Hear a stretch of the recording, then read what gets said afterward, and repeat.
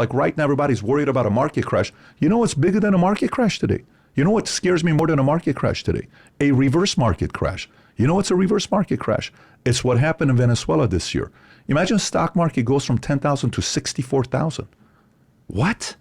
Like right now, we have interest rates at 8%, 8.25% some places, but let's just say 8%. And real estate prices are going up. It's the least amount of refi we've done in 27 years. Refi application is at the lowest for 27 years. And the amount of inventory of homes for sale right now is the lowest we've had in 20 years. But real estate prices are going up. How? So imagine if Powell today takes this 8% and he brings it down to 7, to 6, to 5, to 4. What happens? Market Dow goes to 60,000, 40,000, 50,000.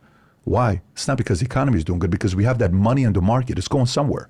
So what happens? All of these people that we're talking about, wow, look at the rich getting richer, the poor getting poor. Your policies of printing more money is causing the rich to get richer and the poor to get poor, because the disparity is getting wider. If the rich are making 12% on their money and the poor are making 0 because they have it in checking accounts, what do you think is going to happen every year? That distance is going to get bigger. So what do we have this year in 2023?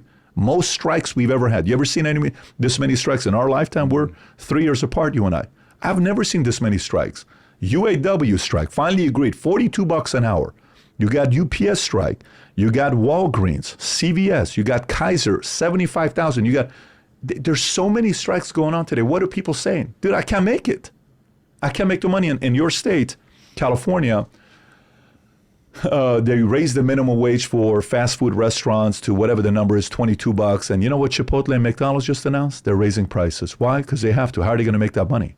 You can raise minimum wage all you want. The restaurant is going to raise the prices. They're going to have to raise the prices. So now, all these automakers that are sitting around saying, oh, you want us to pay these guys $42 an hour?